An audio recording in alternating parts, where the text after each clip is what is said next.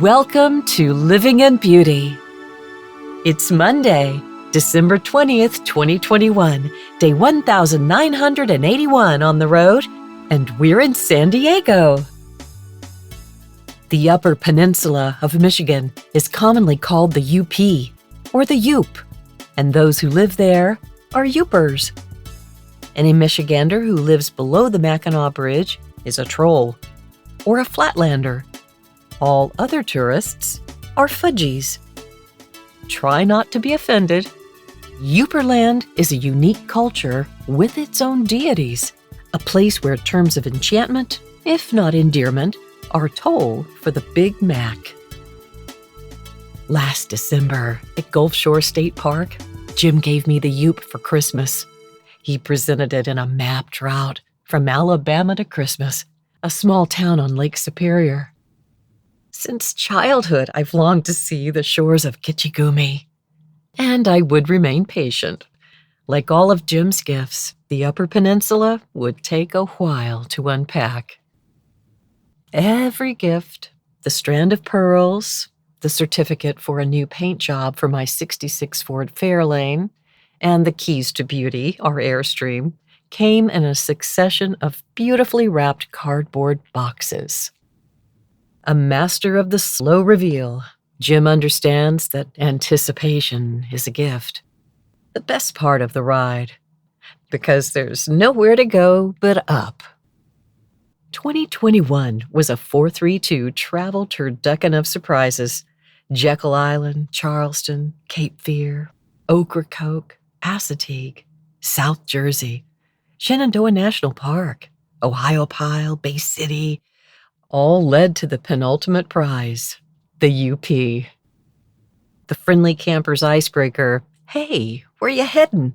was no slam dunk in 2021. Until we reached Bay City, our answer, the Yoop, or Christmas, always stumped the neighbors. Only when we crossed the Michigan border did the response change from, "Say what?" to, "Lucky you." No one stumbles upon or passes through the Upper Peninsula. There's no cheering squad at the north end of the bridge. Tourism is a complicated necessity. The locals, who need the business, would really rather keep Yooperland a secret. So, with few amenities for tourism and travel services, the RV is the best way to experience the natural wonders of the Northland. Other than a spirit of adventure and plenty of time, all you need is thoughtful outfitting, plenty of provisions, and off-grid capabilities. In other words, Beauty and the Beast. Pulling out of Bay City, we drove past barn after barn for about 4 hours to Mackinac City. Like good fudgies, we sat down on the south side of the Mackinac Bridge on Lake Huron for 2 weeks of discovery before crossing into the Yoop. Our lovely campsite at TP Campground had a spectacular bridge view. Other than the Grand Hotel, we knew little about the famed Lake Huron Resort. Now, the link between the Hotel del Coronado near San Diego and the Grand Hotel is the stuff of Hollywood legend. Jim, Renaissance man, magician, Star Trek enthusiast extraordinaire, is also a time travel enthusiast. Bid Time Return by Richard Matheson is his favorite book. The story begins with a traveler, a guest of the Hotel del Coronado, in our old hometown. The traveler becomes captivated with a framed image in the lobby, a photograph of a beautiful actress from a previous era, and the romantic time travel adventure begins. Long story short, the film, Somewhere in Time, based on the book, was released in 1980, and Jim was first in line. The Hotel del Coronado was not available, so the production was filmed on Mackinac Island at the Grand Hotel. When Jim saw the film, he suffered some kind of interdimensional episode and has been in love with Jane Seymour ever since. He only snaps out of it when I remind him that back in the mid-'80s, Christopher Reeves and I had a nice chat in our front yard. I was watering the geraniums. He was jogging by, shirtless. So, knowing what I would be up against that day, we ferried under the bridge with all the other fudgies to Mackinac Island, where we engaged in mansion envy, garden envy, cottage envy, cabin envy, and Seymour envy. And I'll just leave it at that. Other than visiting the Grand Hotel, Mackinac Island is a truly delightful place to just hang around and break the law. The no motorized vehicle law allows electric bikes with doctor's permission, but the details are kinda sketchy. Fortunately, our quiet, low-profile Dolphin e-bikes attracted no attention as we thoroughly toured the heights of the island without suffering the expense and embarrassment of a fine. Or maybe we're just so old they assumed we had a permit. In any case, there were no awkward moments with the law or the horses. Now, this island is gorgeous, no denying that, but we thought it was just as fun to ride the North Central State Trail to the friendly and picturesque town of Sheboygan for coffee or for something stronger. For a tourism-centered town, Mackinac City has much more to offer than ferry, fudge, fried whitefish, and T-shirts. Kayaking under the bridge and through the straits, and hiking and cycling the headlands kept us busy for most of 2 weeks. And worth more than the price of the entrance was the thoroughly entertaining Jack Pine Lumberjack Show and charming Heritage Village.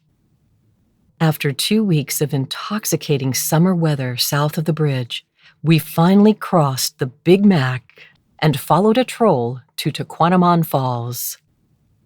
Paradise, a town about 70 miles north of the bridge, greeted us with promises of waterfalls, blueberries, and shipwrecks. We pulled into Rivermouth Campground, our home for 7 nights. We were in it deep now. Not much to say about Tequamanon except this is where the Gitchigumi gets real. Paddling from our campsite to Lake Michigan was better than church. To leave that gorgeous river, it had to be good. So we headed to the Shipwreck Museum.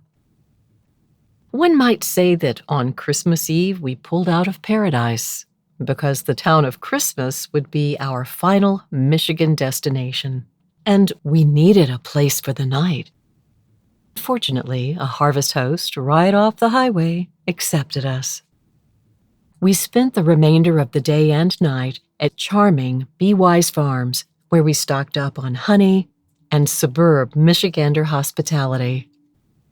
It's true that Christmas only comes once a year, but it's really cool that you can go to Christmas anytime you feel the need. And Christmas has everything: a lake, a casino, waterfalls, and many fabulous pink sand beaches. Munising is only a couple of miles away. There we dabbled in pasty culture, the pride of Michigander cuisine. Now, we're no experts, and we sure didn't do the pasty trail justice, but we concluded that it's all about the rutabaga ratio. Back in Mackinac City, some neighborly Airstreamers recommended a pontoon to view the lake. Great suggestion. What a splash. As the light changed that day on the lake, we began to see the colors in the rock formations, which explained why the pebbles looked like jewels. Some even glow in the dark. Most days, the lake was a bit too rough to risk paddling close to the rocks, but we watched and prayed. Then, on our last full day, conditions were perfect. We inflated a kayak and took it out to Miners Beach. While one of us sunbathed with Pico, the other took a turn paddling out for close-up views of the lakeshore. Paddling through the Sistine Chapel couldn't feel more glorious. Never have I seen anything, natural or man-made, like pictured rocks. It had me wondering, Did the ancient mystics arrive to this place and mistake it for heaven? Imagine how it looked before the white man's foothold. And to think that we almost missed this. We're not purists. We travel fast when it can't be helped. But the long, slow journey is the gold standard. It takes time to get comfortable in a new place. Feel the pulse. Meet the locals. Sign up for Medicare. And carve out time for interruptions.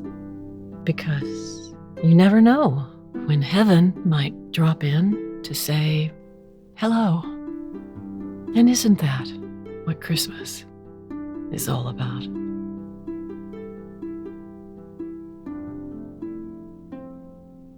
Happy holidays and Merry Christmas. Thank you for joining us at Living in Beauty. If you like this post and want to be notified when a new one is released, please enter your email address and click the follow button at the bottom of this page. For more info, check out our travel maps and facts. Okay, that's it for now. Safe and happy travels. Until next time.